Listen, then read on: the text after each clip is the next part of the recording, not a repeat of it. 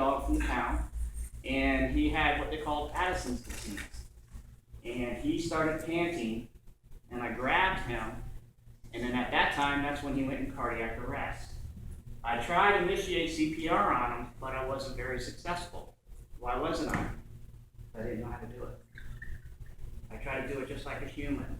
It's almost the same as a human, which I found out after I'd done research and got studied on it, that it's the exact same thing as human CPR. It's very easy to do. It's going to be extremely easy, and it's always the ones who have already taken my class in CPR, it's almost the exact same way. So that's why I started this program. I said, look, there's no classes out there that I've ever seen, especially here in our town. So that's when I did the research and got certified and everything. All right, the first thing we need to do is when we come up to the dog is to come up. I like personally, just like I do as a human, place my hand on their chest. When you're doing CPR on the canine, you have to have them laying on their right side. You have to be on their back. The reason is because if you're on the opposite side, when you go to give them breath, you're actually closing the airway. In order to open up the airway, you have to be on the back part of the canine or the cat and put their airway back that way. So this gives you a smooth opening of the airway. Extremely important. So make sure you're on the back of the canine. One of the ways where the heart is anybody familiar where the heart is? Right here where the elbow is. When the dog or the cat goes down, right where the elbow is, that's where the heart's going to be.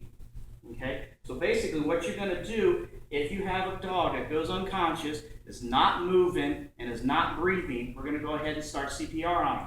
They say to come up, grab the nozzle, you need to make sure the tongue is out. Grab the tongue and pull it out. Grab the nozzle, pull back, get that inline straightness of the airway, the trachea, and give mouth to nostril and mouth breathing. So what you're going to do is just put your mouth over his snout and just breathe. I'm not going to go ahead and place my lips and everything on here. You're going to breathe, and they say give 5 breaths initially. The tongue, and then hold the tongue out. Yeah, you're going to pull the tongue out. The whole snout. The reason why we pull the tongue out, because the dog's tongue is much larger than ours. If you leave it in, when it's down like that, they're going to be blocking the airway. So that's why they say grab the tongue, pull the tongue out. You can lay it to the side like that, and just go ahead and breathe in here. Mouth and nostril. Mouth and snout is what they're calling it. All right, we give 5 initial breaths. At this point, we're going to check for a pulse.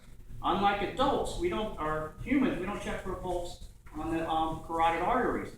Their dog's pulse, and the canine and the feline pulse, is down here underneath the leg, the lower leg. On both sides? On both sides, correct. You have what they call the femoral artery right here. So what you're going to do is you're going to wrap around here, and you're going to go ahead and feel it for approximately 5 to 10 seconds.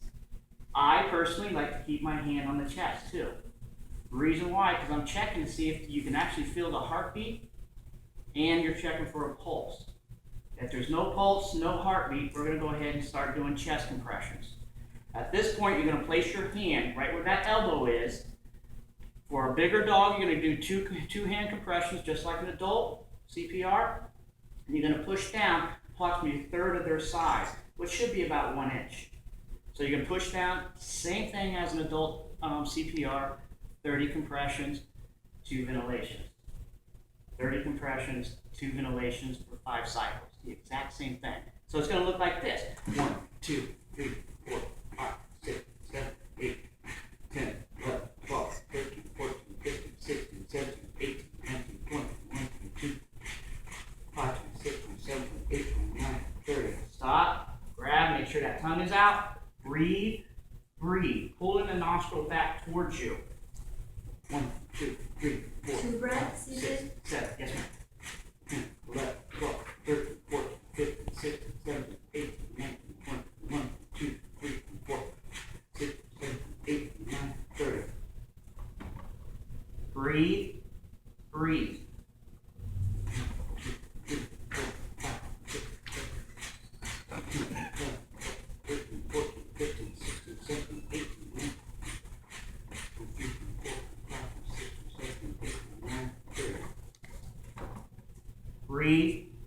breathing. Let's just say that was the 5th cycle.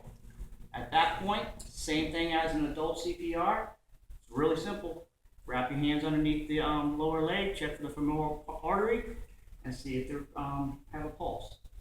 If they don't have a pulse, what do we do? Keep on breathing. Go ahead and start chest compression again. Do another 2-minute cycle of chest compression.